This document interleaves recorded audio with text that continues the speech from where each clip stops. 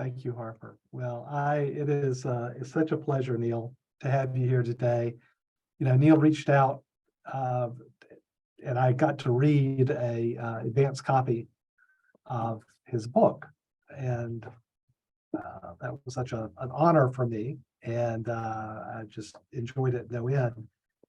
We were wanting to have this conversation, Neil, in June at our Epsilon Connect conference, but unfortunately you got ill, and I'm glad you're feeling better and recovered, and better Yeah. late than never to have you here with us.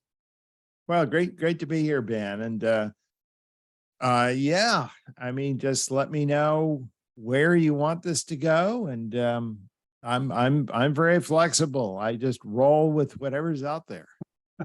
You are. Well, I'm going to start with the full blurb that I wrote for your book, Neil. I was really happy to see that, the punchline here made it on the back cover, but for everyone, I want to read the whole blurb that I wrote. The most difficult thing in the world is to see history as we are living it. And no one does that with clearer eyes and a fuller heart than Neil Howe. In this tour de force follow-up to the fourth turning, has it really been 25 years?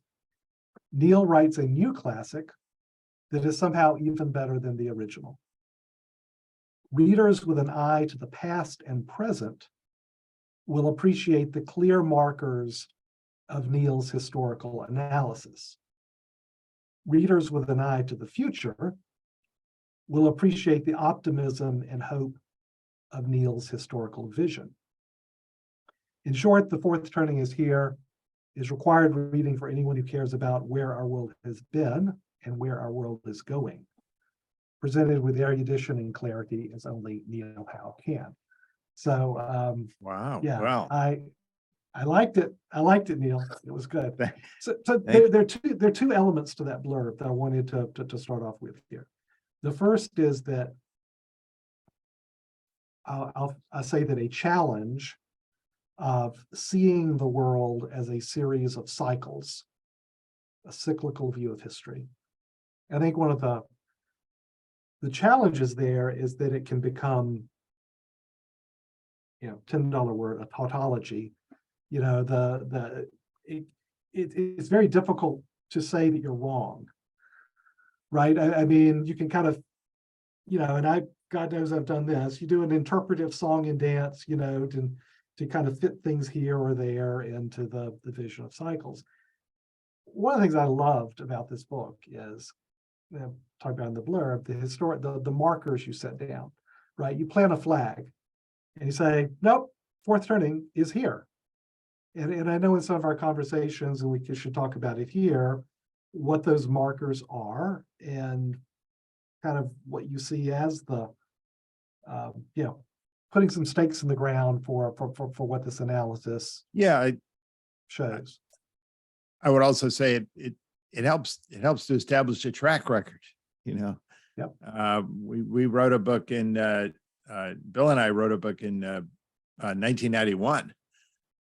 Which is when we started this applying this method, and really in that book, Generations, where we really laid the structure for how we look at this kind of these long-term social mood changes.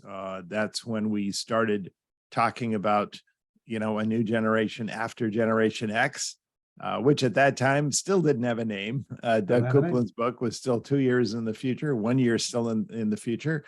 So even Xers didn't have a name, but we talked about millennials and we talked about who they would become. And I think in retrospect, we wouldn't take any of that back. And interestingly, one of the reasons why millennials became a name, it had a huge competitor during most of the 1990s, which was Gen Z. Excuse me, not Gen Z. We talk about Gen Z today, but Gen Y. Gen Y, yeah. So Gen Y was the big competitor, and Gen Y, the assumption is that this next generation would be just a meaner, badder, more alienated and individualistic version of Gen X, right? I mean, the letter after X is Y, so it's just like a super X, And it remained popular throughout much of the 1990s, but by the end of the 1990s, it began to fade once people appreciated who millennials were turning out to be, and in confirmation of one of our, basic sort of fundamental axioms, which is no generation is a linear extension of the last. It's always a turning the corner. It's a basic different. It's a changing of trends from the generation that came before, right? A correction, a compensation, a different new direction for this. And in many ways, I think compensation or correction is what millennials were for Gen X, right? And we began to see that more and more. And I think that's why the name, for example, prevailed, because the idea behind it prevailed, right? I mean, the idea that Gen Y was just going to be these bad sort of super extra kids was not what ultimately people saw. They saw that they were special and protected and team-oriented and risk-averse and all the things we had talked about when they were younger. And it became more evident. And I think also just with regard to how we saw social moods changing as a result of generational change, that we were going to enter into this new era, which is going to be much more volatile and much more this era of institutional creative destruction, which I think we've entered. And if a lot of people didn't agree with us that we've entered it, I don't think that our message would resonate as well as it does. Let me just put it that way simply, right? So, but what it does when you have a method of looking long-term, it requires you to stay true to your method and to stay true to your instinct and to stay true to what you're doing. People often ask me about near-term predictions. They ask me, what's going to happen in 2024? Who's going to win? Is it Trump versus Biden? And how are we going to get out of this? And these kinds of predictions. And will China's full court press on Taiwan continue? When or whether it will culminate in war? I mean, all of these kinds of things. I try to remain as informed as the next person, and I don't know the answers to these things, but I liken what we do is trying to forecast the tides rather than the waves. The tides you can predict, the waves you can't. So which wave will knock out the lighthouse or the White House? I don't know. But I can tell you what the tides are doing, and I can tell you where we are ultimately going to be at the end of the era, right? And I try to remain as informed as I can about near-term trends. And in fact, a lot of what I do in my writing, and my and stuff I do for clients and readers is trying to interpret it through near-term concerns. But I try to remain properly humble about being able to absolutely foresee any better than anyone else. But Neil, let me say that, because the other thing that really struck me about the book, and books plural, to your point, I love you brought up generations, because most people don't know that you and Bill invented the word millennials, right? That's yours. But throughout all your books, but I think particularly impactful for me in your latest book is that, and you said it directly here, that your perspective is one of turning a corner. And the way that came out for me here was that there is an optimism about the future that I both appreciated. I guess I wanted it, right?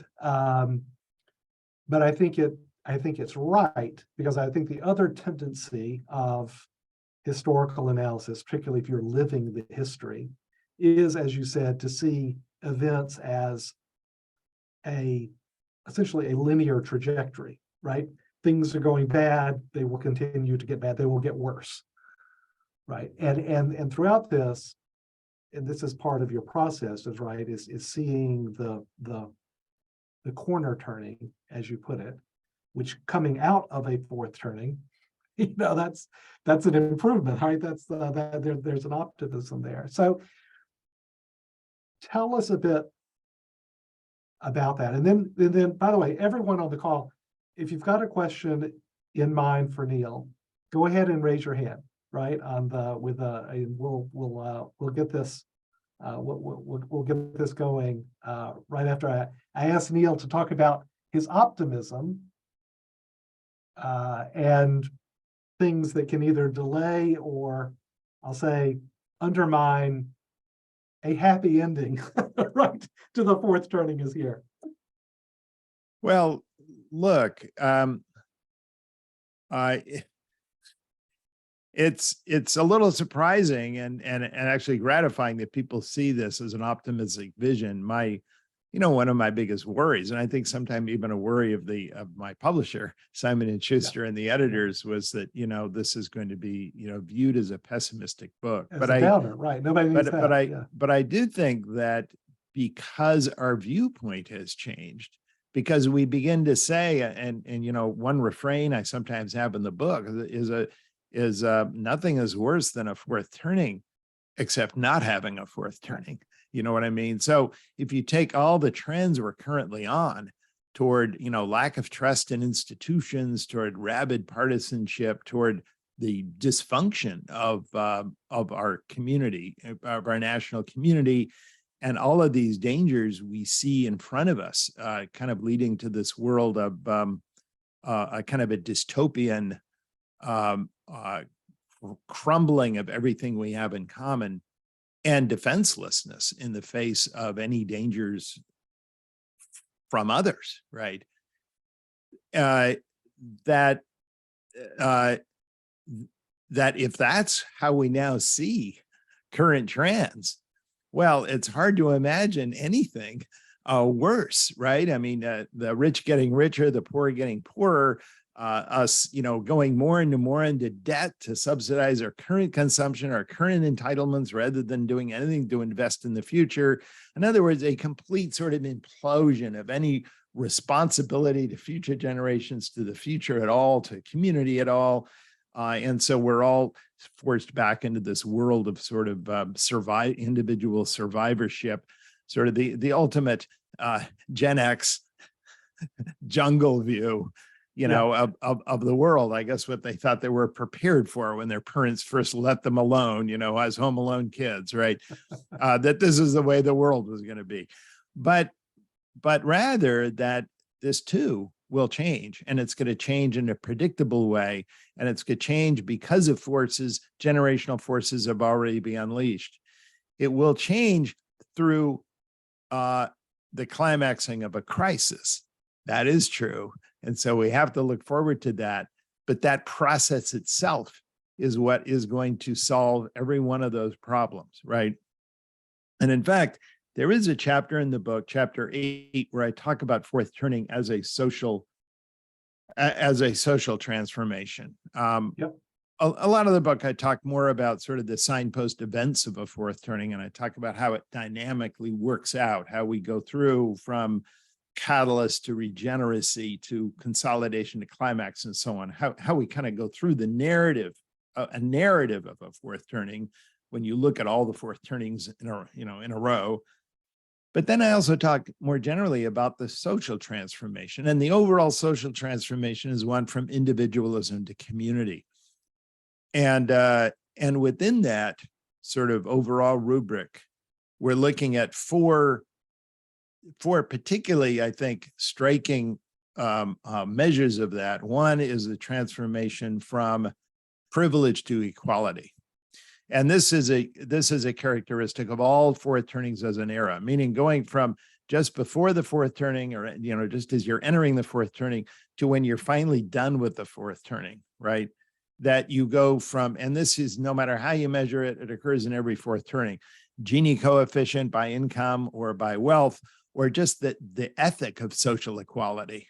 What makes people willing to think it's great to all buy suburban Levitt towns and all live in a home that looks identical to your neighbors and buy the same Maytag washing machines, and really take a certain pride in what you have common with your neighbors. That certainly isn't what we're experiencing recently in America, but it's what Americans experienced, right, in the early 1950s. What did that? What made people actually want that? That's an interesting question, isn't it? It's not just the quantitative indicators, it's the qualitative. It's what the White, sociologist White, in his famous book called The Organization Man, called the social ethic. And I talk a lot about how the social ethic was created during the 1930s and how it finally began to rule during the 1950s. Another huge change is the change from defiance to authority.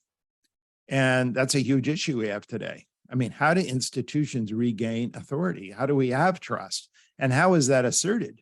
And how is that finally decided in the midst of typically organized conflict? And usually toward the end of a fourth turning, we see enormous exercises of national authority, in both good ways or bad, but in ways that radically reshape the world. The third is the movement from deferral to permanence, and how by the end of the fourth turning, we are suddenly able to focus on hugely long-term policy changes. We stop borrowing, we stop borrowing, we start investing, we begin to hugely spend on our kids, and we begin to make extraordinary efforts to design permanent, fundamental changes in our Constitution as a republic to reshuffle our policy priorities at a very fundamental level. And I talk about in the book how completely counterintuitive this is. If you ask most people, when is the time to actually devise new policy priorities, to actually say, oh, we're going to do everything different in Washington, D.C. We're going to do all the things we've said we should be doing, and whatever you want to do, to reform our healthcare system or take care of global warming, that doesn't matter what it is, right? But we're going to do some fundamental things in the interest of the national community. Everyone would say, well, the best time to do that is a time of prosperity and tranquility, a time when everyone's feeling great. We have fiscal surpluses, there's not a recession on the horizon. That's the way we would like to do it. But history says that's absolutely not how we do it.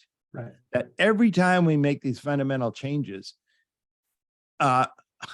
amazingly enough, is when the near-term future of a republic is most in doubt. In fact, is highly in question. And if you look at the 1780s, which was the most catastrophic decline in living standards in American history, it's estimated close to a 30% decline in the living standards in a typical household. We actually had de-urbanization. People were moving back to the countryside to grow things. It was a time of utter chaos in the so-called states, the new and independent states of America, which were each sort of competing with each other. Anyway, it was a time of catastrophe. And yet we regathered in Philadelphia, under the aegis of this new leader we had, this guy who almost, lost the war, George Washington. Yeah. And we designed this amazing Constitution, designed as everyone said immediately after it was over, for posterity, as Henry Clay used to say, for endless posterity. We designed this. Well, we did it at a time when everyone thought the experiment could well have failed, right? No one really had much confidence in it. Same way with the Civil War. And I'm thinking of all the things, the great innovations we had during the Civil War, from a national monetary system to the income tax, the Transcontinental Railroad, to state-funded colleges, to even the Yosemite grant. Even the idea of national parks. I mean, all this stuff was done by a Congress that occasionally, with Jubal Early, attacking, was fearful that what DC might be captured. And during the New Deal, I'm thinking of the cornerstone of the modern welfare state, which was the Social Security Act of 1935, which was designed by Francis Perkins and others in 1934. I can't imagine a more inauspicious time to lay down the cornerstone of the modern welfare state with all these. It wasn't just Social Security, by the way. It was all these state federal programs that we now take for granted, from TANF to SSI to food stamps, go through all the list of these. It was all in this initial act. And at that time, Ben, fascists were taking over democracies in Eastern Europe. We had double-digit unemployment. GDP had completely imploded. And yet here we were making projections until the 1970s, the 1980s of how these trust funds would work. It's just remarkable, right?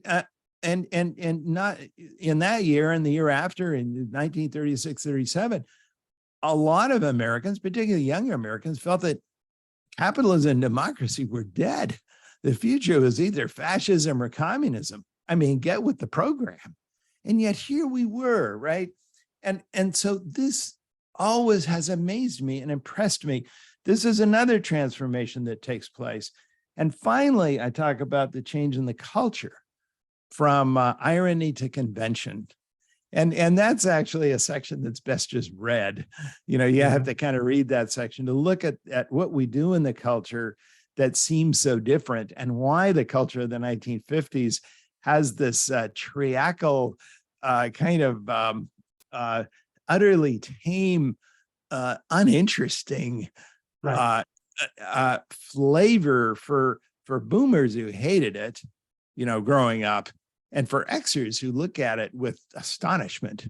There was actually a movie called Pleasantville, actually that came out in the late 90s and was a big, I think a lot of 20-something Xers saw it back then, about people living black and white lives. I mean, they didn't know how to defy the culture. They didn't know how to make independent decisions. They were all lobotomized. And of course, they didn't know anything about sex, right? That was obvious. And they were all black and white, right? And so these two Xers go back into Pleasantville and make them see color again by reading outre books and sex. I think that's largely how they do it. But it's interesting that much of what we saw was hateful about the 50s, and boomers most of all. I mean, what did everything about the 50s to boomers, right?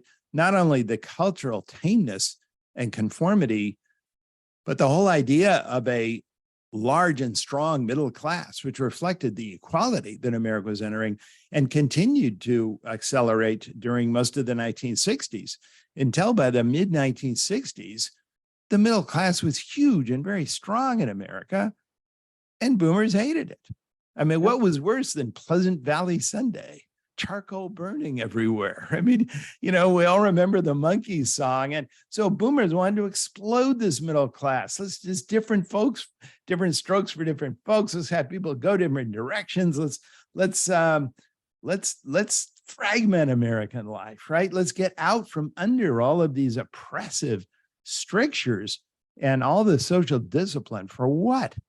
So we went in that direction. And now, of course, you have millennials, which, being the archetypal opposites of boomers, their question is middle class. Sounds great. Where do I sign up?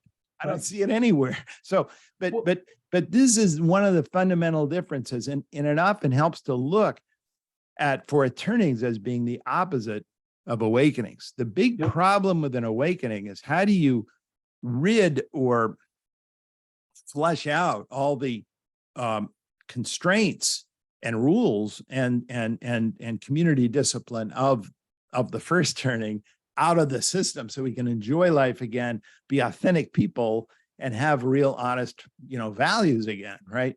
Yep. The burden of the fourth turning is the opposite. Right. It's not how to get rid of order, it's how to create order. How to create it. No, that was just what I was thinking, Neil. So I've got your 4 transformations here, going from the fourth turning to the first turning: privilege to equality, defiance to authority, deferral to permanence, irony to community. And Irony to I- convention. Irony to convention. sorry. Individualism. Yes. Irony to convention. Thank you. I actually had that written correctly, and I read it wrong. Right. Irony to convention. I think about those 4 endpoints, and I can't help but think how far away we are from all of those, right? But I see the seeds. Anyway, I'm gonna stop asking questions. I'm going to go to Kevin for our first shot here, and then we'll just go in order here. So Kevin, you're up. Yeah, thanks very much. And Neil, it's great pleasure and honor to have this opportunity to hear from you, speak to you directly, ask you a question. I'm sure I speak for a lot of people here since I read your book in the wake of the 2008 financial crisis. It's been, hugely influential and helpful to me both professionally and personally. So it's really fantastic. And I certainly hope that what you're sketching out is what we experience in the coming decades. Unfortunately, my question is going to be, I guess, a bit of a downer on that. And my question would be, what if there is a failed fourth turning, or we don't have a high that follows this fourth turning? What might cause that to happen in your analysis? What might that look like? Apart from something obvious like a loss of a big war to China, are there things that domestically that if you don't see in the coming years or decades that would cause you to kind of question whether we'll see a high follow this? And I guess I would add the caveat, I understand that's really difficult because by definition in your framework, things look really, really bleak during the fourth turning. So to say that, well, things just don't get better for a few years probably isn't it, but I'll just leave it at that. Like if the fourth turning fails to be followed by a high, why do you think that might be? And what might that look like? There are no guarantees in life. You probably know that. And what's so transformative about the climax of the fourth turning is precisely because there is a very real fear that it might end badly, right? I mean, if there weren't that, it would not be transformative. I mean, think about it. Would World War II have been transformative if America were utterly confident, of course, that it was going to win? And by the way, this is how we actually have a hard time going back in history and see how history was to the people who lived it at the time. At the time, it was very unclear whether America would win World War II. When we first started sketching out how many troops we need, we thought that we would have to mobilize maybe 50 million Americans. I mean, it seemed astronomical. How are we ever going to invade Europe, defeat Hitler? And, it looked like Russia was going to fall, right? I mean, it looked like things were over for a long time. And FDR was constantly, in every single address that he did, particularly his State of the Union addresses, talking about how we need total effort, total weight. All I can promise you, it's a little bit like Churchill, is a blood, sweat, hard work. And you know what I mean? I'm not promising you anything good, that this is going to be terrible. And we are hopeful, but we are not sure. I think that in the most recent book, I talk about fourth turnings that don't go well. And I talk about scenarios in which America's fourth turning will end badly. Historically, they've ended pretty well, with a possible exception of the Civil War, which was obviously enormously destructive. I mean, all fourth turnings involve some kind of destruction. The Civil War was very destructive, and it left a large part of our country, permanently sort of devastated and different and much poorer than the rest of the country for the next century, right? And so that you could say, well, that's a fourth turning that could have gone better. and in fact, you could go through versions of the fourth turning, of that fourth turning, which might have ended better. And then we look at other fourth turnings around the world, which have been absolutely catastrophic. Certainly what happened between 1917 and 1945, not just in Russia, but in much of Eastern Europe, was truly catastrophic. I mean, you know, and that will take a long time. It still is a horrible fourth turning from which that part of the world is still trying to recover, you know, painfully. But that's kind of what creates the fourth turning. It is a time of risk. The real risk of failure is there. That's what motivates people. That's what brings out the adrenaline. That's what creates all this new need for community.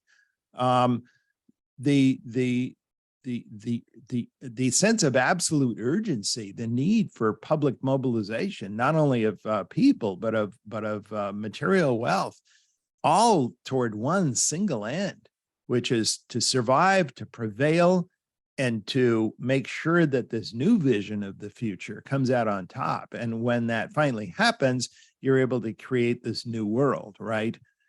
But I don't think there's any way to get rid of it. But on your point, because I talk about that a little bit in a later chapter, I talk about William James, who delivered this famous lecture in Stanford University. I believe it was 1906 or 1907. It might have been, it was the same year as the San Francisco earthquake, interestingly enough. But it was a speech called The Moral Equivalent of War. And he talks about, why can't we go through all this? Because he much of this speech, and I think we've all heard of that, right? The moral equivalent of war. And it's really William James who advanced that. And William James was a pacifist. He declined to serve during the Civil War, although he was the same age as Oliver Wendell Holmes Jr. He later on talked about the role that wars have played in the creation of nation states. And he said how essential it is. I mean, how do we learn to disregard our own lives, right? Our own lives as individuals and actually sacrifice for the sake of the commonweal? How do we learn to undergo, you know, great sacrifices, you know, and actually band together to do these great deeds, even at the cost of our some sort of temporary inconvenience. And he goes on and on. He actually, William James was very good at describing the psychological process. He was a psychologist, a social psychologist. So he was talking about these incredible transformations. We can't imagine being this, the modern community that we are without going through this fundamental social rite of passage, right, which creates us into such community-minded citizens. He said, can't we do that in a way which doesn't actually involve war? Well, he sort of, you know, goes through it. I think by the end of the speech, you wonder whether he even believes it's possible. But in one part of this speech, he has something very interesting. He asked his audience, how many of you out there would think America would be better off if we had never gone through the Civil War? That's interesting, right? This is 1906. A lot of people are still in the audience, right? There are a lot of veterans still there. Certainly the parents of the people were still there. And he immediately answers his own question. I imagine almost no one in this audience would have preferred that we had not fought the Civil War. Wow. And that's kind of interesting, right? And he says, no one in this audience would possibly want an America which doesn't have the sense of progress, unity, community, sense of and the modernization and sort of industrialization that brought America together after the Civil War and that created what the country is today. And then he asked another question. He says, how many people in the audience would like another one a few years from now? And he says, I'm sure almost none of you would. And so he said, that's a paradox, isn't it? And I think one of the paradoxes, of course, among the paradoxes is that the next one we might not come out of. You know what I mean? There's always that risk. And I think the same risk is there in our personal lives. I often ask people if, you know, all of us have encountered personal tragedies in our life, right? we lost a business, we lost a loved one, a marriage fell apart. I mean, terrible things have happened to us. But if you ask most people, would you rather be in your life today and not having gone through that personal rite of passage? People would generally reflect on it and say, actually, no, I actually came out of that a deeper, wiser person, right? That really improved who I was. It made me more effective. It gave me the maturity and the wisdom I now enjoy. But then you ask people, do you want to go through an event like that a year from now? No way. Most people say, oh God, no. What are you talking about? Of course I don't want to go through that. But I think this is what, in other words, what we think about when we think about our lives personally, I think it's very similar. It's analogous to the way we think of our communities collectively. It's very similar, and it's very similar to the idea of a rite of passage. A fourth turning is a rite of passage. And like all rite of passages, there's a necessary element of peril, right, in any rite of passage. And that's essentially what this country is going through. That was great, Neil. So Richard, you're next, but I just want to comment, because we've got a couple of comments here, and it is coming clear to me, it's the old saying that, if you find yourself, you don't stop when you're going through hell, keep going, right? The worst thing in a fourth turning, I think, is that you get stuck within the fourth turning, right? And never get the result. Yeah. Well, Richard, you're up. Yeah. Richard, go ahead. Go ahead. Hello, Neil. Great to meet you. Big fan of your work, big fan of cycles. I actually run the Foundation for the Study of Cycles. Oh, wonderful. Thank you. Great. Glad to meet you. We can talk sometime. Yeah. I've been enjoying your book, but one thing in your book that really surprised me, and I would love to hear you talk more about it. And it's frankly a big reason of why I'm so interested in cycles and passionate about cycles. But you said one important lesson we will draw from this recounting of history is that civilization began to behave in a recognizably cyclical pattern precisely when civilization began to assume that history should be understood as progressive. So I thought that was absolutely astonishing. I would love to hear more about kind of the historical context of that, and then speak to how cycles, a knowledge of cycles, a kind of reorientation towards tradition, a more respect for tradition can actually help, mitigate some of what seems to me somewhat artificial conflicts that we have to go through because we no longer kind of acknowledge and work with cycles. Well, the insight started when the kind of social behavior that Bill and I noticed, particularly with regard to war and peace, and also with regard to awakenings and sort of religious movements, we began to notice these cycles, and they all seem to begin, right around the Reformation and the Renaissance, when we began to really notice this, and it becomes even more noticeable after the period of the American Revolution, the French Revolution, sort of that ultimate acceleration of history when you think about progress, right? And then the more I thought about it, the more I began to think, well, isn't that exactly too when we became aware of generational differences? You go back to traditional societies, and they're not really aware of generational differences very much. I mean, everyone has a phase of life role, and it doesn't really change much. I do certain things as a kid. I do other things when we think of traditional societies, we just think there's certain roles you do. It's like coming of age in Samoa, there are things that are associated with each age. It doesn't change. It's not like, wow, I'm really into Madonna and the last generation was into Gracie Slick or something. No, there is no question of that. But why is that? Why did people become aware of generations just at the same time as we become very familiar with the idea of progress? Well, the idea of progress, I think it should be no surprise to a lot of you, it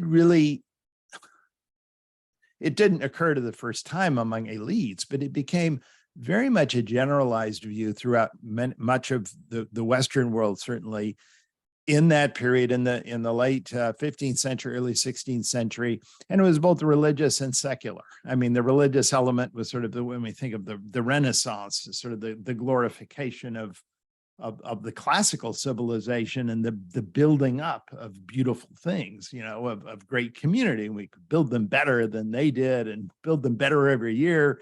So the idea of secular progress, and obviously the idea of religious progress, if you will, was part of the Reformation. We could sort of break out of what was going on and lead Christians back towards salvation. But the idea that history is linear and it's progressive over time, leading to either secular plenty or salvation, right? This is not the classical view. This is not the traditional view. The traditional view is it's just all a repetition, right? The gods did something at the beginning of time and you just go in that cycle. You plant your crops, you do heroic deeds. I think I mentioned in there in the classical tradition, a warrior could do nothing better than to emulate Hector or Achilles. And that's it. I mean, you couldn't do better than they did, but if you came close, well, that was okay, and then your children could sing about you, and that was it. But progress implies that we're always moving beyond and better. What that creates is a very interesting dynamic generationally, right? Because if my group of people want to do better than my parents, well, then my kids are going to think, they're going to look at me and they're going to think, well, they did it better, but they got something's wrong. And we are going to do some things better than they did, right?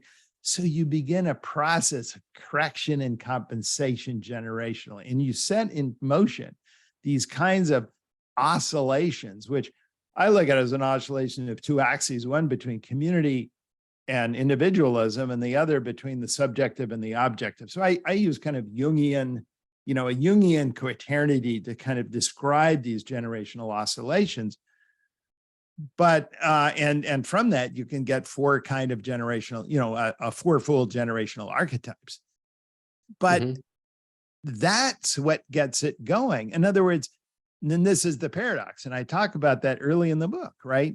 One of the great paradoxes is precisely when we believe in progress, we set in motion the social dynamic that creates behavioral social cycles. And you just think about it today, all the cycles. I mean, we have traffic cycles and stock cycles, and, we have all these socially created cycles all over the place. And traditional ancient people had no idea of any of these things, because they weren't trying to correct things all the time. So that's the problem. We try to create this urban life, where we have cars that never break, and we have houses that are always heated to perfectly, and they all work perfectly until they fail. And that creates cycles, right? And if certain things begin to fail, sort of on an extended view, and in a way, because other generations are trying to make them better, or trying to make them different, that creates the whole idea of generationally driven cycles. So, yeah, you wanted an explanation of how it came to. That was fantastic. I'd ask more, but I'll give other people a chance. Thank you so much.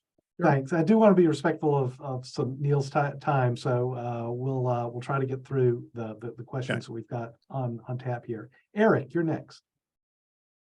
Thank you. I'll try to be quick. Thanks, Neil and Ben.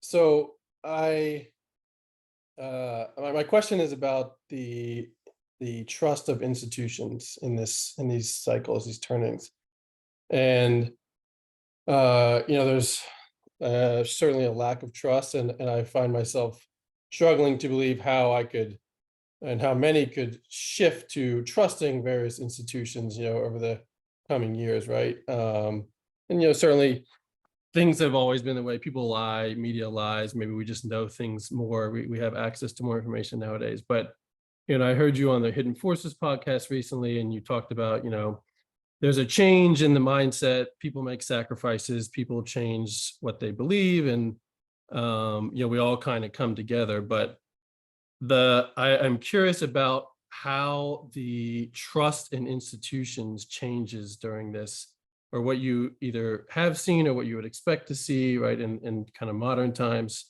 right? Like, how do people regain that trust? Or is it, old institutions go away, new institutions come, the old guys die off, and the new people have faith? That kind of thing. So I'm curious just from that perspective of how the trust in institutions really comes back. Well, it comes back under duress, and it comes back because you have no choice, right? All other options seems worse. You have to trust a team, because without that team, something very important about your life is going to be destroyed. It's now some generations are going to embody that more than others, and I think typically it's the generation coming of age, which is always the best forerunner or bellwether of sort of where you're going. I think boomers were at the leading edge of don't trust and don't obey, and back in the late 60s, and they were at the leading edge of a movement, however, which all generations at that time were participating in, right? I mean, everyone is participating in this move toward, just being less respectful of where institutions are going, whether it was divorce and marriage, or whether it was leaving your kids alone, or whether it was getting rid of taxes or regulation, or just not bothering to wear a suit anymore. I mean, everything changed in that period. But you can see that it was the generation coming of age which is most expressive of the change. And I think same way during the fourth turning. Now, how does it happen? Oh, it happens suddenly, and it involves all generations at the time. You don't have to wait for generational replacement for this one. And I think one way to see that is to look at what we call the precursor event to a fourth turning. How many people recall 9/11? How many people recall how suddenly America changed after 9/11? And I think the same thing, the people at the time in during the New Deal could have looked back to how America changed briefly during World War I. During the Civil War, they could have looked at briefly to how much America changed during the Mexican-American War. All of these fourth turnings, I described that in the book, have this brief precursor. It's kind of an interesting, not all of them, but most of them have this brief precursor. And the precursor is sort of an instructive lesson on how fast you could change. Do you know what GW's approval rating was 6 months after 9/11? It was like in the 90s. It was in the 90s. Yeah. Yeah, we've never seen anything like I remember that. that really well. Yeah. And suddenly, see something, say something, which by the way is still with us. I mean, you can still see it in Amtrak stations around. When I first heard that, it was amazing. I thought, are we back with the Nazi regime or something? What is this? Informers, but it really struck me at the time. See something, say something. What? Whoa. Where did that come from? Well, this is a sign of how quickly this can happen, how quickly it can turn around. And it's also a sign of how very often, even late in you think late in a fourth turning, I've gone through this hypothetical before, but if you had gone to an American in 1937, 1938, 39, and asked this American, in a few years, we're going to be in a huge crisis. What will that crisis be about? I think most Americans would have said, I have no idea, but I guess it must be like fascism against communism. It must be like those, like the street battles I've been seeing in Chicago and New York between Pinkertons and right. It would have been a civil socialist conflict. Labor strikers. Yeah, I guess that's what it's going to be. No one would have predicted World War II, which kind of an amazing sequence of events that I describe in the book happened. And that's another thing of how difficult it is, even when you're in the fourth turning, to see how it's going to climax and resolve. And I think anyone who wants something really interesting about the book, and I don't know, Ben, if this is true, but I think that was one of the lessons of the book is how late in the crisis we don't yet know. 100%. Now it gets back to even the very first question about the level of risk associated there with it and the uncertainty. It's just phenomenal. It's tough times. I'm gonna let's push on Joe. You're next up. Well, thank you. It's a great opportunity to talk to you and to meet you, and thanks for organizing. Just a quick thing. I believe, I believe in a better future, and I'm optimistic, and I understand we have to go through this. But when I was reading the book on the social transformation chapters, there was one thing that I felt a bit uncomfortable with, was when you described the millennials and how happy they are to be in community, etc. So I've heard the word community, and I'm South African. In South Africa at the moment, communities are getting together to sort things out because it's a failed state.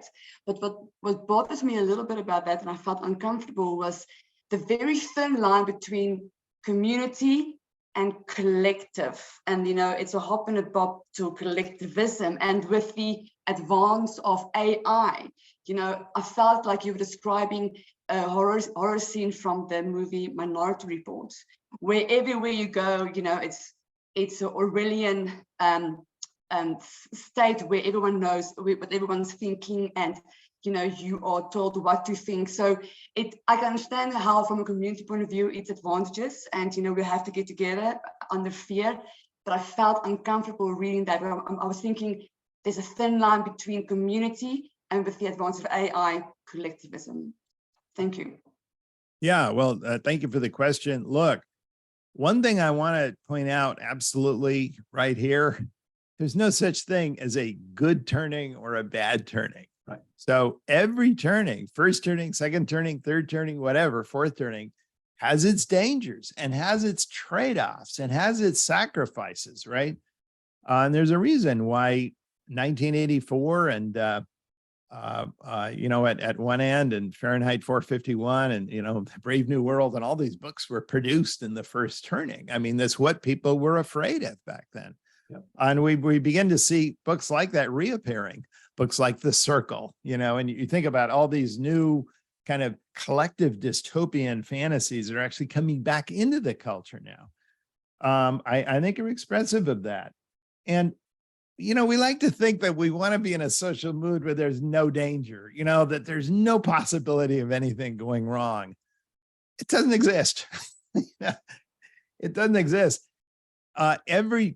Every turning has the possibility of careening into something terribly destructive. We have destructive awakenings.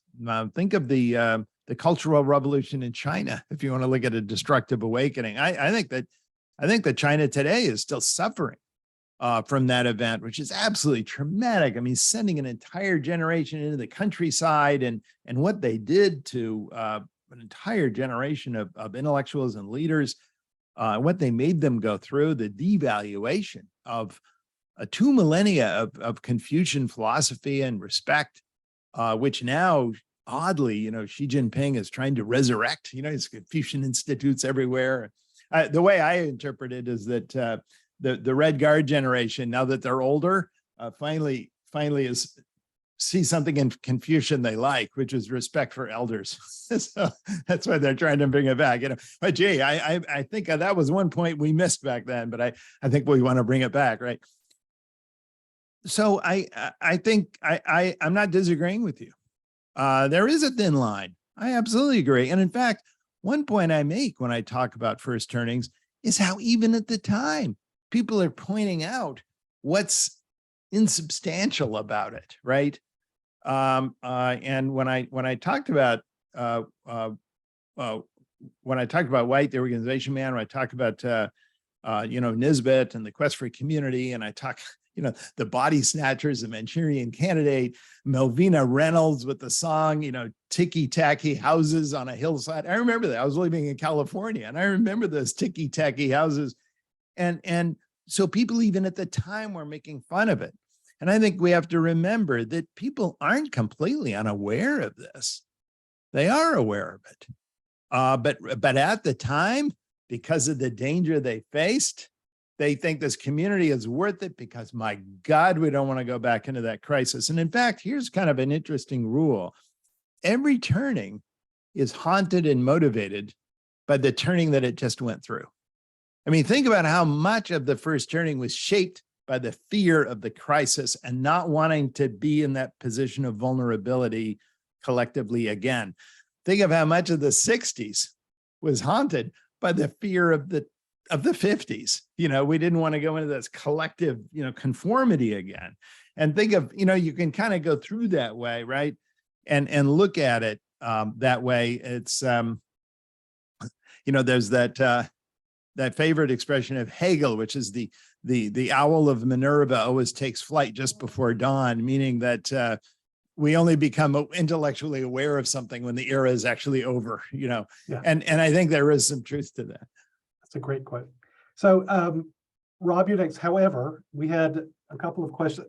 Let me ask it. Neil, have you got a few more minutes? Can you stay up? A few minutes longer? I have plenty of time. You just fire away. You Wonderful. fire away. All right, that's great. I'm so glad to hear that.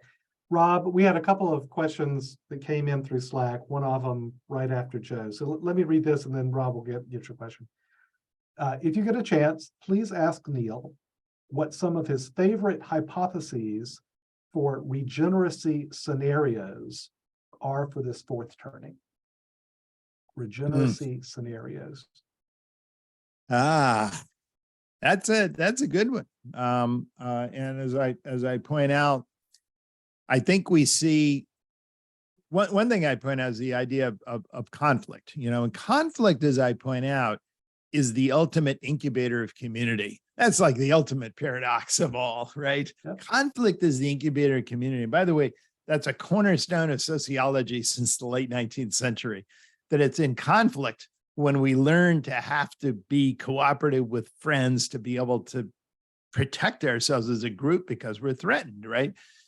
And that is the ultimate rule in a fourth turning, particularly late in a fourth turning, when we see the rise of community again. One of the big questions is, and I spent a lot of time, Ben, I spent a lot of time in the book talking about it, is will the conflict be mostly internal or will it be external, right? I think that's a lot of the questions people are asking today. Is it going to be a geopolitical conflict?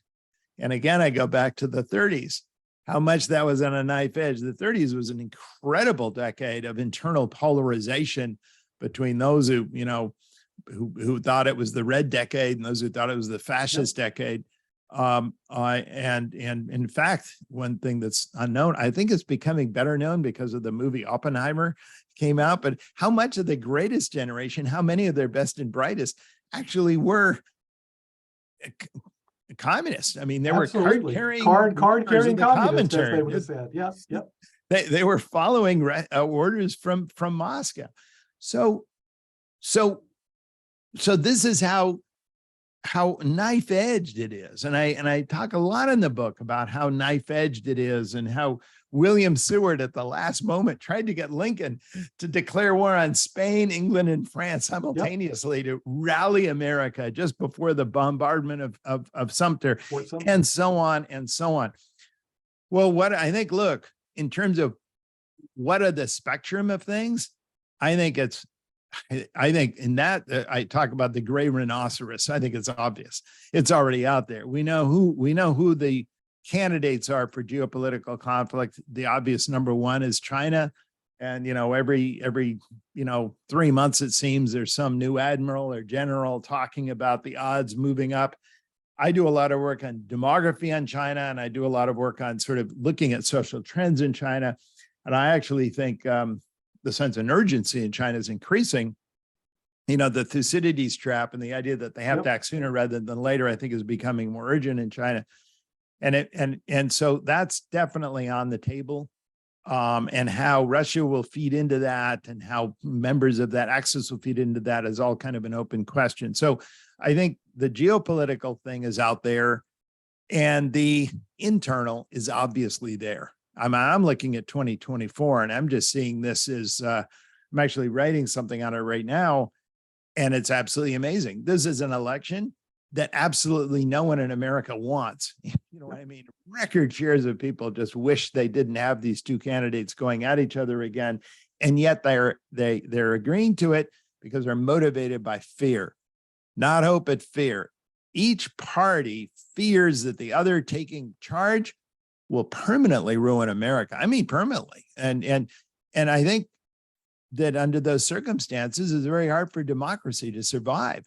So let me add this, Neil, because the other thing is that when when you believe you're acting in self-defense, it excuses as a rationale for anything.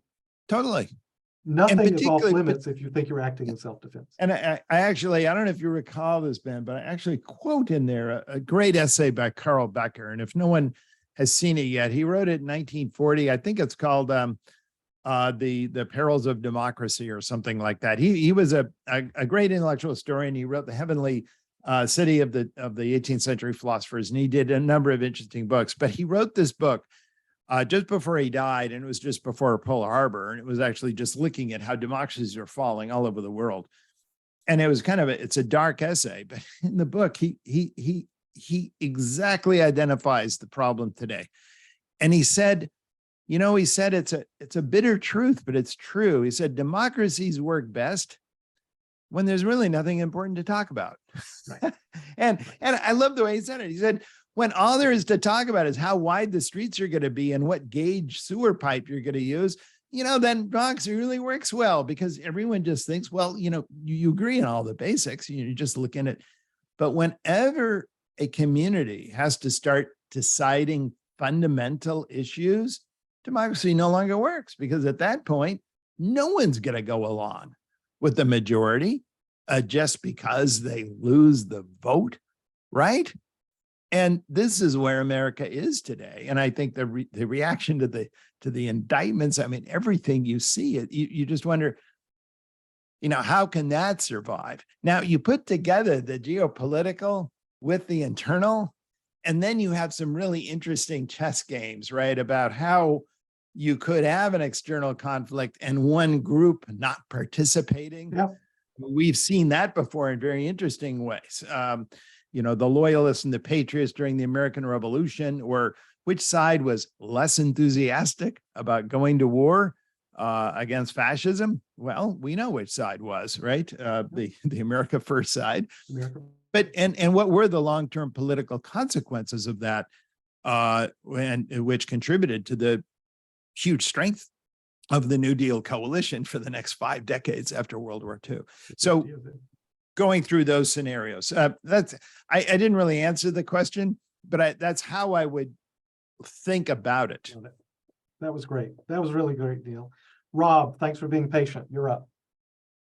Thanks, Neil. So it seems that one of the requirements to have this shift to a sense of community and working together for the future is a crisis with real pain and sacrifice and existential fear. And I think, as you pointed out, we saw that post 9/11, which ironically was just 9 months after a stolen election for president. But that was all pushed aside. All pushed aside. And we saw both the country come together, and quite honestly, much of the world come together. Switch up to COVID. We had a plague. We had 1 million Americans die. We had 10+ million people globally die. And we came out of that actually more at each other's throats than any time I can imagine. So what's your take on that? What's different now that something like that, rather than bringing us together, has pushed us even further apart? Well, I think, the number one issue was that wasn't existential, for America, right? I mean, There was a time when it was. There was a time when it might have seemed it was. And look, I followed COVID very carefully. I actually did our COVID presentation at Hedgeye every week. So I was like on I actually called it even before the markets fell. I remember monitoring what was going on in China and how it was spreading.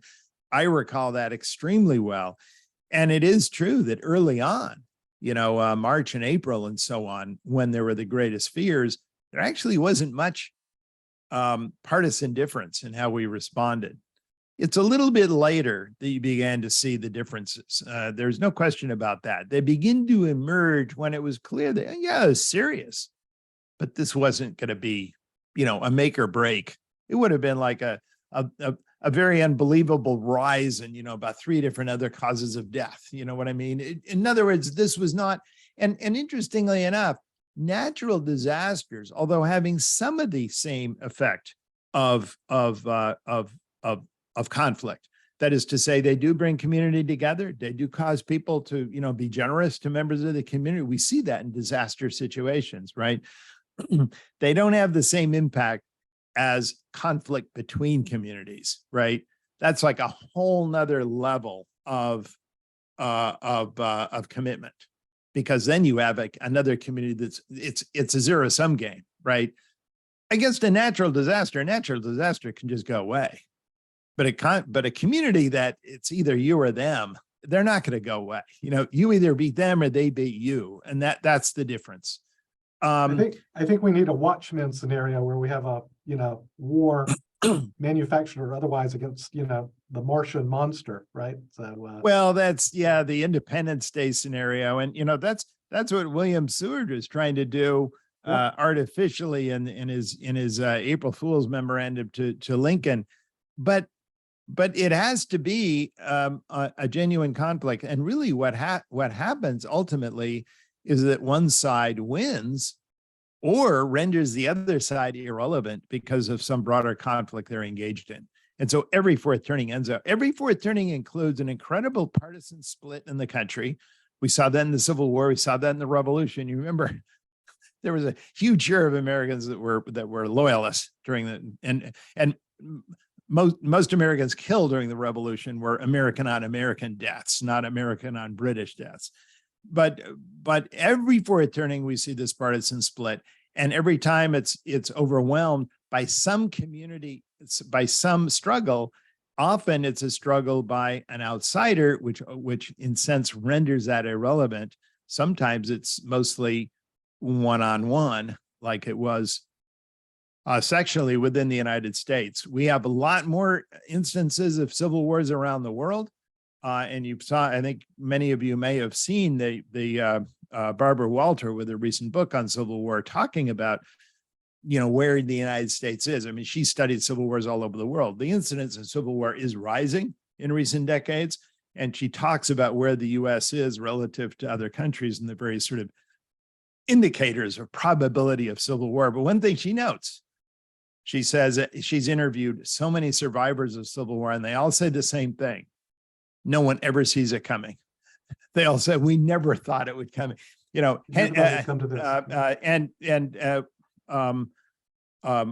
Henry Adams has this great quote in his autobiography, Late in Life, where he says, absolutely no one saw the Civil War coming. And he was actually in Washington, D.C. He was one of the best informed 21-year-old or 22-year-olds in the United States at the time. He was in D.C. He was actually talking to some of the leading politicians in the Democratic Party, in the Buchanan administration. He said, absolutely, I don't care what they say afterwards. No one saw it coming. Yeah, we all knew there were a few people, fire burners, who wanted to secede. No one saw it coming. And that's a sobering lesson, I think, for us all. Thank you, Neil. Kendall, you're up next, and then we have another Slack question, and then Travis. So Kendall, you're up. Okay. Wow, this is really impressive. Okay, so my question is in a roundabout way about China, but it doesn't have to be. Okay. And you'll have to forgive me, I haven't gotten all the way through your book, but your work primarily studies the Anglo-American history, but I would presume, or I would guess, that like other societies throughout the globe, especially westernized societies, have their own cycles, their own saeculums, and potentially those saeculums may not line up with each other, right? You may have one society going through a crisis while another society is going through an awakening. And so my question is, like, assuming that's the case, what happens at the boundary conditions when those societies meet each other? Well, I think that's been quite common. And I think that's one of the things that, historically, I think it was quite common. I think it's becoming less common, right? And the reason I sort of sum up in the later, I don't know if you recall the last section of chapter 5, where I really talk a lot about that, how there is a tendency for synchronizing cycles. That is to say, neighboring societies culturally and politically tend to influence their neighbors. Excuse me. It's why, for example, we don't talk about, 50 different social cycles in the United States. Why isn't Nebraska different from Kansas? And so, well, the reason we don't is because they all tend to experience the same kind of culture, right? They're all exposed to the same kind of influences, and the synchronicity is self-reinforcing. This is the I analogize this to the sympathetic resonance theory. You bring a bunch of mechanical clocks closer and closer, and they all start syncing. They all start ticking in unison, because each vibration, you save energy when you're doing it in unison, right? So there's a natural dip in the potential energy,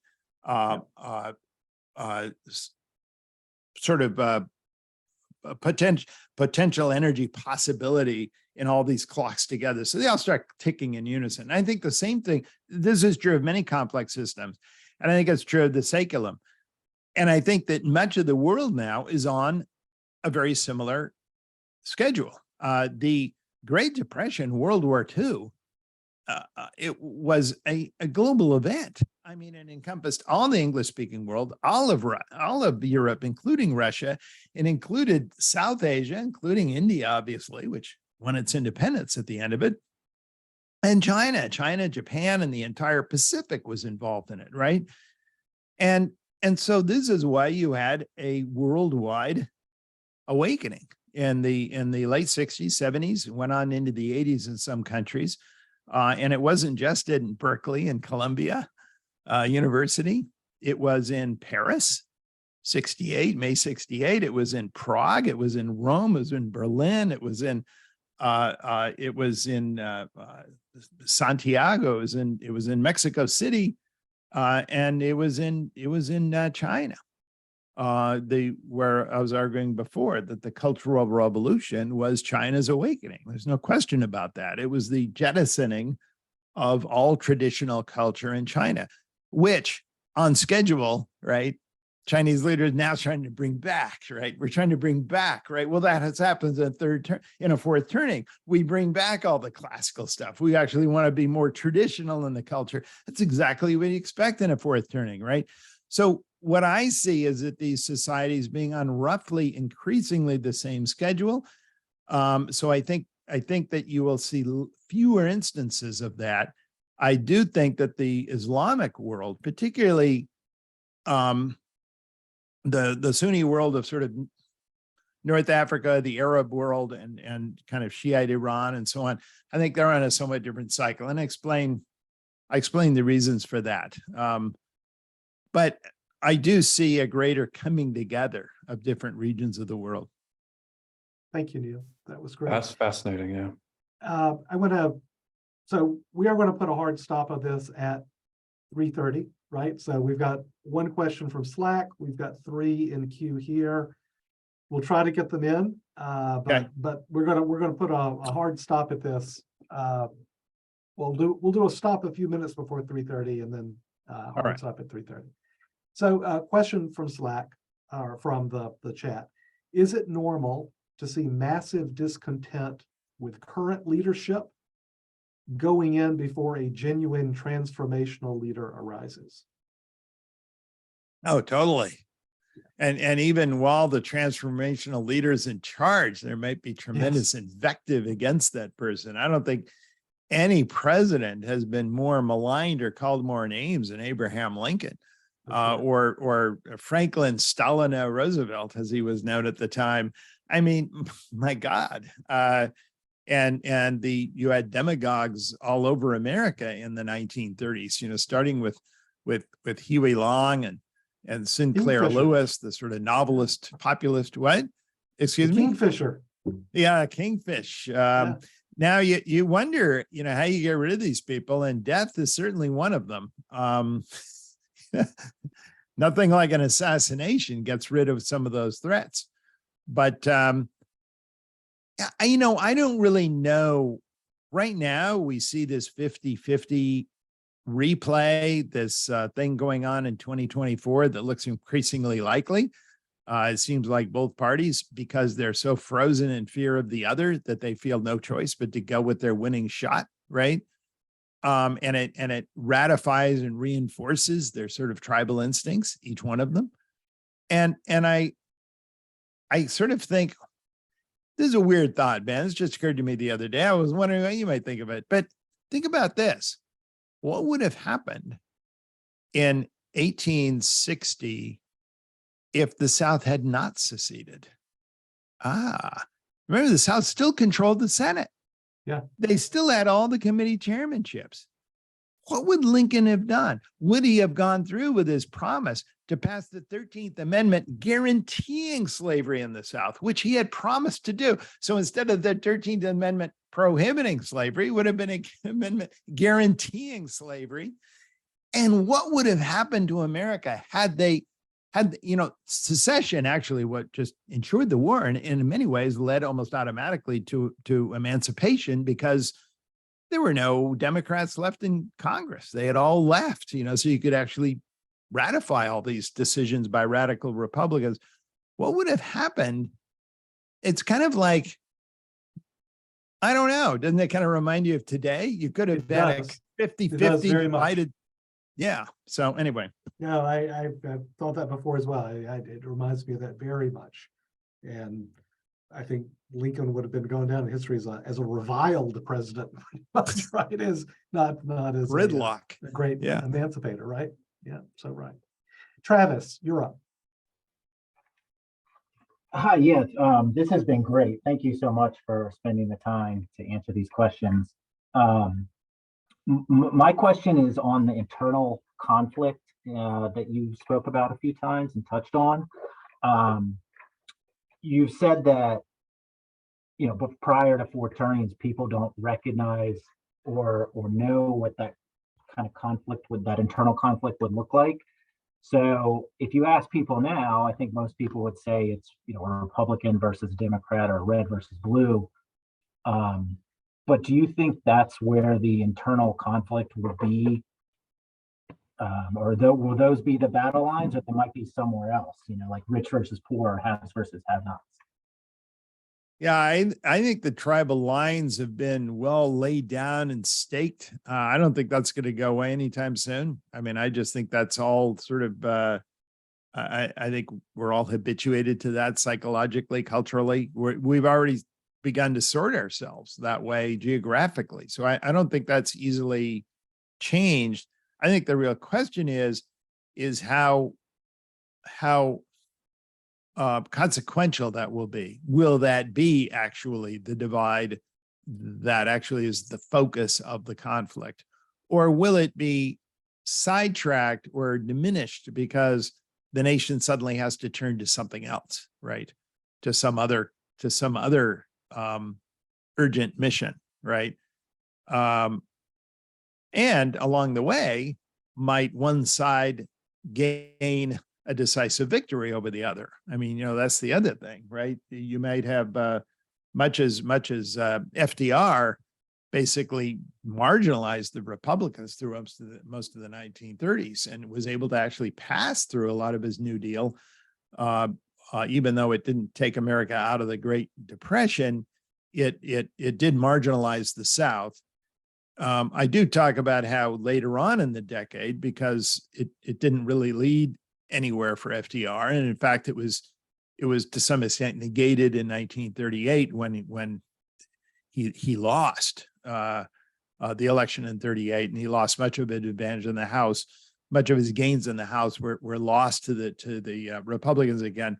How he actually changed his constituencies in 1940 by giving up a lot of the more peace-oriented Democrats and taking on more Republicans who were not comfortable with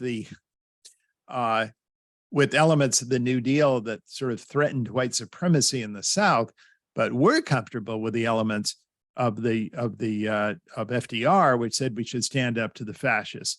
And ultimately, that became the somewhat altered constituency with which FDR went into World War II.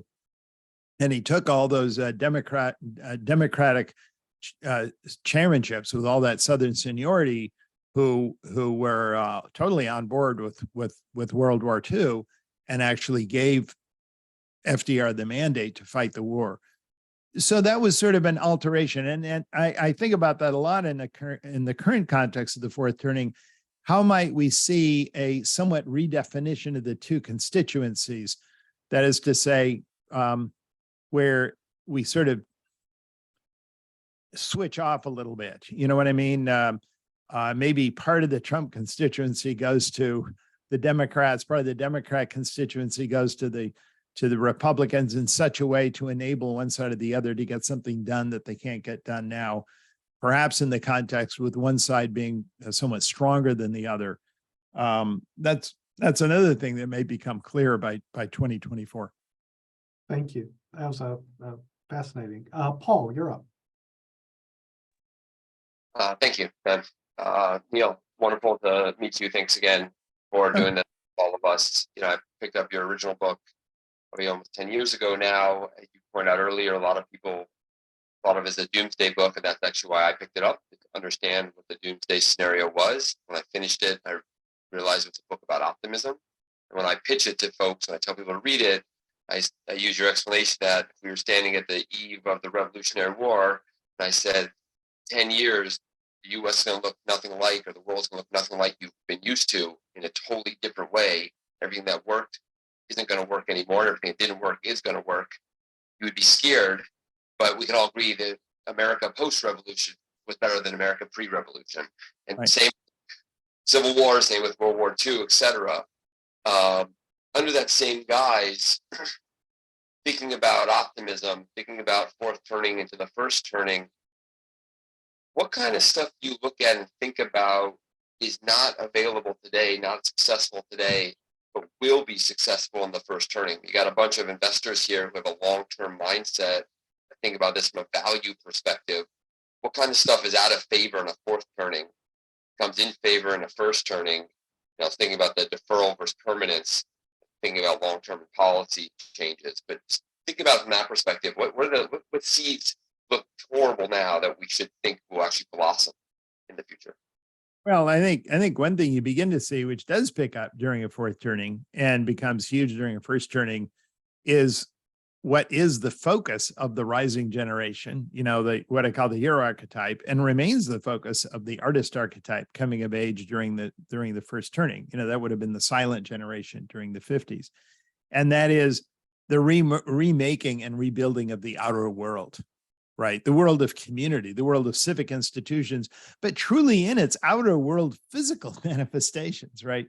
So everyone, you know, in the unraveling during the 1990s, and then through much of the fourth turning, we keep coming back to, well, you know, young people like experiences, you know, we just want to do experiences. It's all in social media and stuff. I think we're already seeing a change in the fourth turning. This always comes to rise during the fourth turning of, no, you know, materials are really important. You know, building is really important. I think that materials sector of the S&P, which is one of the most unsexy, unloved, probably the lowest valuations, you know, given to the materials firms in the S&P, along with the manufacturing, you know, the industrials, particularly. And you're beginning to see more and more debate. Where do we get our gallium? Where do we get our tellurium? Where do we get our, you know, silicon? Where do we get this stuff? And the world beginning to divide up into these different resource zones. You remember in the 1930s, the Japanese co-prosperity sphere, which they tried, and now you see the Biden administration going into, you know, nearshoring and friendshoring. Well, we're already involved in that, right? We're already involved in this new quest to build America up again and refashion sort of more the outer world of community. I often tell people that during a third turning, and again, going into the fourth turning, it's our little, you know, it's our cell phones, it's all of our personal, it's our personal gadgets where we have huge productivity increases. But anything that involves how we live collectively with each other that has a social dimension is zero or negative productivity, which is why standard of living growth is so low. I mean, It's healthcare, which is definitely has a huge social dimension. It's housing, it's education, it's social services, it's finance. All those things have a social dimension. And I think I'm up to about 50% of GDP there. And healthcare, I think has negative productivity. I think we spend more on it every year and our life expectancy goes down. I mean, all these indicators of health show no improvement. So I'm saying, if you ask most Americans why their standard of living isn't rising, they don't say it's because I can't buy more flat screen TVs than last year. No, they say I can't afford rent, I can't afford college education for my kids, and I can't afford healthcare. I mean, that's why they feel their standard of living is going down.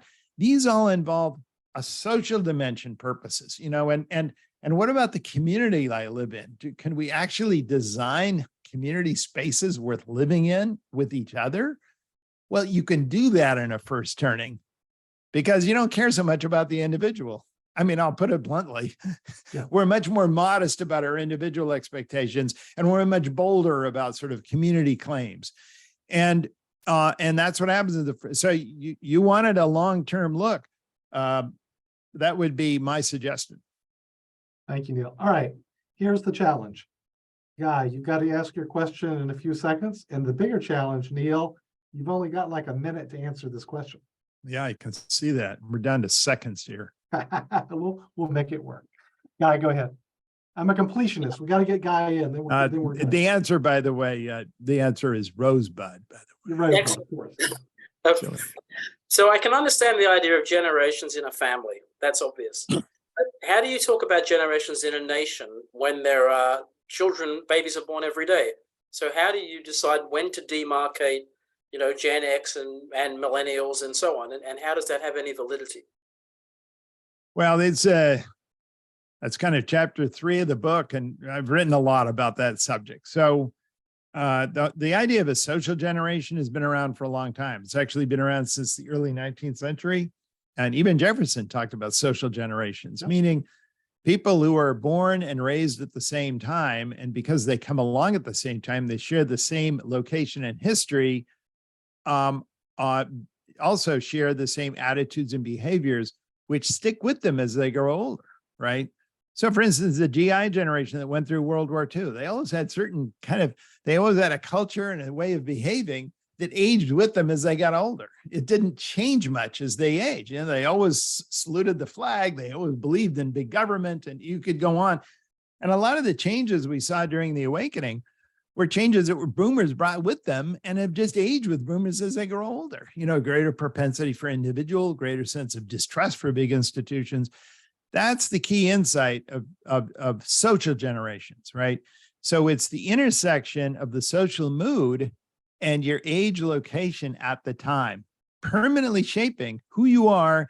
And along the same time, it actually shapes your attitudes and behaviors. It also gives you a certain collective self-identity, so that people can actually say, oh yeah, I'm kind of a boomer, I'm kind of an Xer, right? Because they sense that they share the same mission. And they also give them a sense of trajectory. The one thing that Ortega-Gasset said when he talked about social generation isn't a thing. It's not a social category like all Californians or, you know, all Germans. It's mortal. It has desires for the future, which may or may not be realized. So it's a trajectory with hopes and ambitions that aren't realized yet. It moves, it actually changes in a predictable way toward its goal, toward realizing its goal through time. Well, that was a big question to give me for a short period. But it brought us full circle to the start. So it was well done. Neil, I cannot thank you enough. This was an amazing event. Well, thank you. Thank you, Ben. And thank you all for coming. It's a great pleasure to meet all of you, all of the ones that I met. So thanks again. Wonderful. Thanks, everybody. See you all next Friday.